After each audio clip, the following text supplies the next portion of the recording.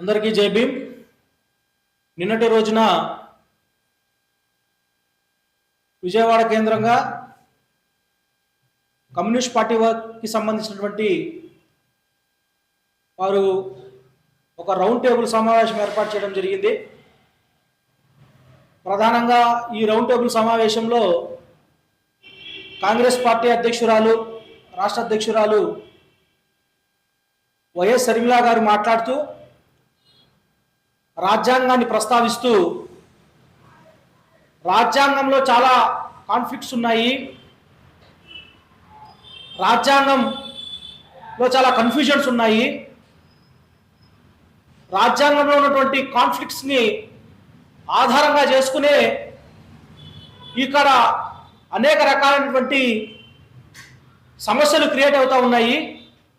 రాజ్యాంగము మారాలి, ఆ కాన్ఫ్లిక్ట్స్ అన్నింటినీ కూడా ముఖ్యంగా ఆమె ప్రస్తావిస్తూ 341 ఆర్టికల్ని తుంగలో తొక్కాలి అని మాట్లాడడం జరిగింది. ఈ సందర్భంగా షర్మిల గారికి నేను ఒకటే చెప్తా ఉన్నా, కాన్ఫ్లిక్ట్స్ ఉన్నది రాజ్యాంగంలో కాదమ్మా, కాన్ఫ్లిక్ట్స్ క్రియేట్ చేస్తున్నది రాజ్యాంగాన్ని అమలు చేసేవాళ్ళు. ఎవరైతే అధికారంలో ఉన్నారో వాళ్ళు కాన్ఫ్లిక్ట్స్ క్రియేట్ చేస్తూ ఉన్నారు. ఆర్టికల్ 341లో తప్పు లేదమ్మా. ఆర్టికల్ 341 ఏం చెప్తుందంటే కేంద్రానికి ఒక జాబితా ఉంటుంది, ఆ జాబితా ప్రకారమే షెడ్యూల్ క్యాస్ట్ వాళ్ళు ఉండాలి, ఆ జాబితాలో కానిటువంటి ఏ రాష్ట్ర ప్రభుత్వానికి కూడా అధికారం లేదు అని డాక్టర్ బాబాసాహెబ్ అంబేద్కర్ చాలా స్పష్టంగా ఆర్టికల్ 341ని పొందుపరచడం జరిగింది. కానీ మీకు తెలియని విషయం ఏంటంటే, అంటే సమావేశానికి వచ్చే ముందు ప్రధానంగా 2-3 ఆర్టికల్ చదువుకొని వచ్చేసి article 14 right to equality, article 15 prohibition of discrimination, article 25 మత సామరస్యము, మత స్వేచ్ఛ, ఇవన్నీ కూడా మీరు మాట్లాడుకుని అక్కడ వచ్చి ఆర్టికల్స్ 4 చదివేసి రాజ్యాంగంలో కాన్ఫ్లిక్ట్స్ ఉన్నాయని మాట్లాడడం కాదు. అసలు రాజ్యాంగం ఏం చెప్తుంది? రాజ్యాంగము అమల్లోకి వచ్చింది జనవరి 26, 1950 సంవత్సరంలో అయితే ఈ రోజు సుప్రీంకోర్టు తీసుకున్న నిర్ణయం దేన్ని ఆధారంగా చేసుకుని తీసుకునిందంటే 1950 సంవత్సరంలో ఆగస్టు నెలలో, జనవరి 26, 1950లో భారత రాజ్యాంగ బాబాసాహెబ్ అంబేద్కర్ అమల్లోకి తీసుకుని వస్తే 1950 సంవత్సరంలో ఆగస్టు నెలలో ఒక ప్రెసిడెన్షియల్ రూల్ తీసుకుని వచ్చింది. ఎవరు తీసుకొస్తారంటే అప్పటి కాంగ్రెస్ ప్రభుత్వం, అప్పటి మీ కాంగ్రెస్ ప్రభుత్వము ఒక ప్రెసిడెన్షియల్ రూల్ తీసుకొని వచ్చింది, ప్రెసిడెన్షియల్ ఫోర్స్ తీసుకొని వచ్చింది. అది ఏంట్రా అంటే రాష్ట్రంలో, దేశంలో ఉన్నటువంటి హిందువులు మాత్రమే దళితులుగా పరిగణిస్తారు తప్ప ఏ మతంలో ఉన్నటువంటి దళితులు ఏదైనా కూడా వాళ్ళకు దళితులకు వచ్చేటువంటి ఏ అంశాలు పరిగణలోకి తీసుకోకూడదు అని చెప్పి మీ కాంగ్రెస్ పార్టీ తీసుకొచ్చింది అని చెప్పి చాలా స్పష్టంగా నీకు తెలియజేస్తా ఉన్నా. అదేవిధంగా 1956లో సిక్కులకు, 1990లో బౌద్ధులు తీసుకొచ్చే విధంగా ఈ రోజు బహుజన్ సమాజ్ పార్టీగా ప్రజలందరూ కూడా డిమాండ్ చేసేది ఏంటంటే, ఏదైతే 1956లో సిక్కులకు, 1990లో బౌద్ధులకు తీసుకొచ్చిన విధంగానే హిందువులకు, సిక్కులకు, బౌద్ధులకు ఉన్నటువంటి అవకాశాలను కూడా క్రిస్టియానిటీ తీసుకున్నటువంటి క్రిస్టియన్లకు, దళిత క్రిస్టియన్లకు కూడా అవకాశం కల్పించాలని చెప్పి మనం డిమాండ్ చేస్తా ఉన్నామే తప్ప మీరు మాట్లాడినట్టుగా ఏదో రాజ్యాంగం అంతా తప్పుగా ఉందని, రాజ్యాంగంలో కాన్ఫ్లిక్ట్స్ ఉన్నాయని, ఇప్పుడు ఉదాహరణకు నిజంగానే 341 ఆర్టికల్ నిబంధనలు లేకపోతే ఏదైతే మీ తండ్రి గారో లేకపోతే మీ అన్నగారో ఈ రాష్ట్రంలో పరిపాలన చేశారు కదా, ఇలాంటి వాళ్ళందరూ కూడా ఏం చేస్తారు అంటే చాలా రెడ్డి సామాజిక వర్గాలు కూడా దళితులుగా ఉండవచ్చు అని చెప్పి రాష్ట్రాలు సొంత నిర్ణయాలు తీసుకుని వాళ్ళ రాజకీయ స్వార్థ ప్రయోజనాల కోసం చాలా కార్యక్రమాలు చేసే అవకాశం ఉంది. కాబట్టి అది ఉండకూడదు అని చెప్పి బాబాసాహెబ్ అంబేద్కర్ చాలా స్పష్టంగా రాష్ట్రాలని చెప్పి నువ్వు తెలుసుకోవాలని చెప్పి వైఎస్ షర్మిల గారికి చెప్తా ఉన్నా. అదేవిధంగా మీరు ఒక డిమాండ్ పెట్టారు. మీరు ఏం డిమాండ్ పెట్టారంటే, Congress party, YSR Congress party parliament సభ్యులు వెళ్ళి మనకు పార్లమెంట్ లో మాట్లాడాలి, భారతీయ జనతా పార్టీ పార్లమెంట్ సభ్యులు పార్లమెంట్ లో మాట్లాడాలి. అవును, వాస్తవం, వాళ్ళు మాట్లాడాల్సిందే. మరి మీ పార్లమెంట్ సభ్యులు, కాంగ్రెస్ పార్టీ పార్లమెంట్ సభ్యులు ఏం చేస్తూ ఉన్నారు? మీరెందుకు గమ్మునున్నారు? మీరు అధినాయకుడు రాహుల్ గాంధీ ఎందుకు గమ్మునున్నాడు? ఆయన దగ్గర మాట్లాడించమ్మా, మీరు ఆయన దగ్గర మాట్లాడించండి. అదేవిధంగా ఆయనతో పాటుగా మీ పార్లమెంట్ సభ్యులు మాట్లాడించమ్మా. అది కదా మీరు చేయాల్సింది. పార్లమెంట్ సభ్యులు ఎవరైతే కాంగ్రెస్ పార్టీ వాళ్ళు ఉన్నారో వాళ్ళు మాట్లాడాలి, అదేవిధంగా కాంగ్రెస్ పార్టీ వాళ్ళు కూడా మాట్లాడాల్సిందే అని చెప్పి నేను డిమాండ్ చేస్తూనే, ఇందాక నేను ఒక ప్రెస్ మీట్ కూడా చూశాను. మనకు వైఎస్ జగన్మోహన్ రెడ్డి గారు అమరావతి పేరు పైన ఒక ప్రెస్ మీట్ ఏర్పాటు చేయడం జరిగింది. అమరావతి పేరు పైన ఆయన ఒక ప్రెస్ మీట్ ఏర్పాటు చేస్తూ ఆయన అనేక విషయాలు ప్రస్తావించాడు. చంద్రబాబు నాయుడు గారు చాలా అమరావతిలో వేల కోట్ల రూపాయలు ఆయన అవినీతి చేస్తా ఉన్నాడని, వేల కోట్ల రూపాయల అవినీతితో పాటుగానే ఆయన ప్రజలను మొట్టపెట్టి ఆంధ్రప్రదేశ్ రాష్ట్రంలో ఎక్కడ అభివృద్ధి లేనట్టుగా ఒక అమరావతిలో మాత్రమే కేంద్రీకృతమైతూ అక్కడ లక్షల కోట్ల స్కాములు జరుగుతూ ఉన్నాయని ఆయన జగన్మోహన్ రెడ్డి గారు మాట్లాడడం జరిగింది. జగన్మోహన్ రెడ్డి గారు మాట్లాడిన మాటలు ఏవైతే అమరావతి పట్ల తీసుకున్న స్టాండ్ 100% రైట్, ఆయన మాట్లాడే మాటలంతా కరెక్టే, దాన్ని ఎక్కడ కూడా మేము తప్పులు పట్టే ప్రసక్తి లేదు. ఆయన మాట్లాడే మాటలన్నీ కూడా వాస్తవాలు. చంద్రబాబు నాయుడు అదే విధమైనటువంటి ధోరణితో పోతా ఉన్నారు. ఈ రోజు అమరావతిలో వేల కోట్ల లక్షల కోట్ల రూపాయల స్కాములు జరుగుతూ ఉన్నాయి. అక్కడ అమరావతి అభివృద్ధి పేరుతో వాళ్ళ సామాజిక వర్గాలకు వాళ్లకు అనేక రకాలైనటువంటి ఎక్సెస్ రేట్లతో కాంట్రాక్ట్లు అప్పచెప్పి కోట్ల రూపాయల స్కాములు జరుగుతూ ఉన్నది వాస్తవం.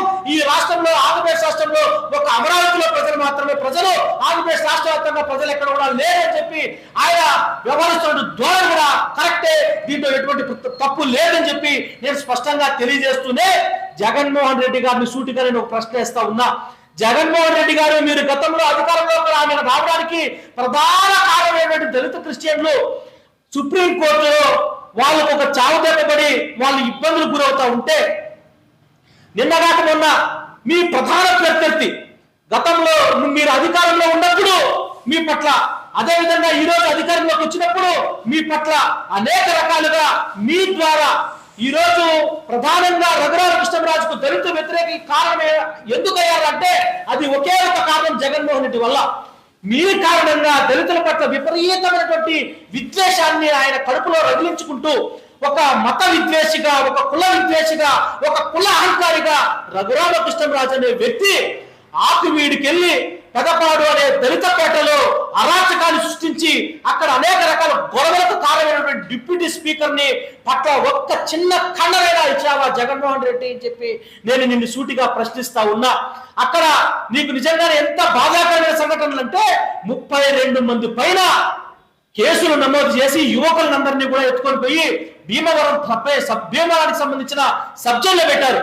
మేము ఎప్పుడు కూడా ఒక మాట చెప్తూ ఉంటాం, ఈ మూమెంట్ అంతా కూడా దళిత మూమెంట్ అంతా కూడా మా దళితుల ఆత్మగౌరవం కోసము, మా మహిళల గౌరవం కోసం అని చెప్పి నేను చాలా సార్లు మాట్లాడా.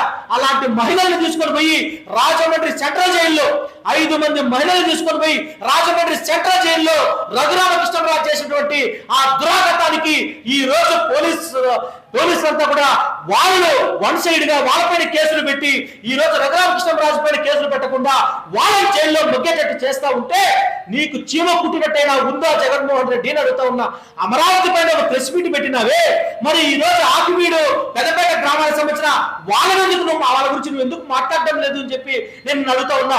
నీకు ఓటు చేసుకోవడానికి, నువ్వు అధికారంలోకి తేవడానికి నువ్వు ఈ రోజు 40% నాకు ఓటు బ్యాంక్ ఉంది, నేను ప్రతిపక్ష నాయకుడుగా నాకు హోదా కావాలని 20% దళితుల ఓట్లు వేసుకుని అధికారంలోకి వచ్చి గతంలోని హయాంలో దళితుల పట్ల విపరీతమైన దాడులు జరిగాయి. కానీ కూటమి ప్రభుత్వం అంతా కూడా ప్రభుత్వం ఒక కూటమి కడితే వాళ్ళందరూ గుంపుగా నీకు ఓట్లేసి నీ సొంత సామాజిక వర్గం రెట్లు కూడా నీకు పూర్తి స్థాయిలో ఓట్లేరా, కానీ దళిత క్రిస్టియన్లే నీకు అన్ని పూర్తి స్థాయిలో ఓట్లేశారు. కాబట్టి ఆ ఓట్ చేసేటువంటి వాళ్ళకు నువ్వు ఈ రోజు ఏమి రుణం తెచ్చుకుంటున్నావా అంటే వాళ్ళ పట్ల దాడులు, వాళ్ళ పట్ల కేసులు, వాళ్ళ పట్ల జైలు జరగడం కూడా నిమ్మక నీరెత్తటువంటి జగన్మోహన్ రెడ్డి యొక్క ఏదైతే ఈ రోజు ప్రెస్ మీట్ పెట్టి ఆయన మాట్లాడుకోవడాన్ని మేము బహుజన సమాజ్ పార్టీ తరఫున తీవ్రంగా ఖండిస్తూ ఉన్నాం. చంద్రబాబు చాలా స్పష్టంగా రఘురామకృష్ణరాజు ఓపెన్ ఛాలెంజ్ చేశాడు. రఘురామకృష్ణరాజు, మా కూటమి ప్రభుత్వానికి మీ దళిత క్రిస్టియన్లు కానీ దళితుల ఓట్లు అవసరం లేదు అని ఈ రాష్ట్రాల్లో, ఈ తెలుగు రాష్ట్రాల్లో దళితుల ఓట్లు మాకు వద్దు అని చెప్పినటువంటి ఏకైక నాయకుడు రఘురామకృష్ణరాజు. ఏకైక కూటమి పార్టీలు తెలుగుదేశం, జనసేన ఆయన ఆ పార్టీల పట్ల ఒకరితో పుచ్చుకుంటూనే ఆ మాట మాట్లాడడం జరిగింది. ఎందుకంటే ఆయన మాట్లాడిన తర్వాత చంద్రబాబు కానీ జనసేనకు సంబంధించిన నాయకులు కానీ ఎవ్వరు కూడా ఖండన కూడా ఇవ్వలేదు కనీసం. కాబట్టి ఈ రకంగా 2 పార్టీలు కూడా ఈ కూటమి తెలుగుదేశం కూటమి ప్రభుత్వం కానీ అదేవిధంగా వైఎస్ఆర్ కాంగ్రెస్ పార్టీ కానీ అనేక రకాలుగా ఈ రోజు రాష్ట్రంలో జరుగుతున్న అఘాత్యాలను, ఆకృత్యాలను పెంచి పోషిస్తూ ఉన్నారు. దీనికి 2 పార్టీలు కూడా కారకం, ఈ 2 నాయకులు కూడా కారణం అవుతారు. ఈ నేపథ్యంలోనే బహుజన సమాజ్ పార్టీ ఆధ్వర్యంలో ఆంధ్రప్రదేశ్ రాష్ట్రంలో ఉన్నటువంటి 28 జిల్లాల కలెక్టరేట్ల వద్ద రేపటి రోజు 2వ తారీఖున మేము ఈ రెండు విధానాలను ఖండిస్తూ సుప్రీంకోర్టు తీర్పు వ్యతిరేకంగా ఆంధ్రప్రదేశ్ రాష్ట్ర ప్రభుత్వం రివ్యూ పిటిషన్ దాఖలు చేయాలని, అదే విధంగా ఈ రోజు జగన్మోహన్ రెడ్డి వాళ్ళ ఎంపీలతో ఉన్న పార్లమెంట్ లో ఆ 1950 ప్రెసిడెన్షియల్ రూల్ ని సవరణ చేస్తూ అమెండ్మెంట్ తీసుకొస్తూ క్రిస్టియన్లకు కూడా అదే విధంగా అన్ని హక్కులు ఎస్సీ హోదా కల్పించాలని డిమాండ్ తో పాటుగా రఘురామకృష్ణరాజు ఎవరైతే మత కుల విద్వేషాలు రెచ్చగొడుతూ రాష్ట్రంలో ఒక పవిత్రమైనటువంటి హోదాలో ఉంటూ ఉన్నటువంటి ఆ రఘురామకృష్ణరాజు డిప్యూటీ స్పీకర్ పదవిని తొలగించాలని చెప్పి డిమాండ్ చేస్తూ వెంటనే వారిపైన దళితులపైన అక్రమ కేసులు ఎత్తివేయాలని చెప్పి డిమాండ్ చేస్తూ 2వ తారీఖున ఈ జిల్లా కలెక్టర్ నిరసన కార్యక్రమాలు ఏర్పాటు చేస్తా ఉంది బహుజన సమాజ్ పార్టీ. నేను ఆంధ్రప్రదేశ్ రాష్ట్ర అధ్యక్షుడిగా 4వ తారీఖున భీమవరానికి వెళ్ళి వాళ్ళని పరామర్శించడమే కాకుండా ఆకువీడి గ్రామాలకు వెళ్ళి వాళ్ళకు భరోసా కల్పించే పని కూడా చేయబోతామని చెప్పి ఈ సందర్భంగా తెలియజేస్తూ ఆకువీడి గ్రామ ప్రజలు ఎక్కడ కూడా మీరు భయాందోళనకు గురవద్దు, రాష్ట్ర వ్యాప్తంగా మీకు బహుజన సమాజ్ పార్టీ పూర్తి స్థాయిలో అండగా ఉంటుందని చెప్పి నేను ఈ సందర్భంగా తెలియజేస్తా ఉన్నా. జై భీమ్, జై భారత్, జై బీఎస్పీ.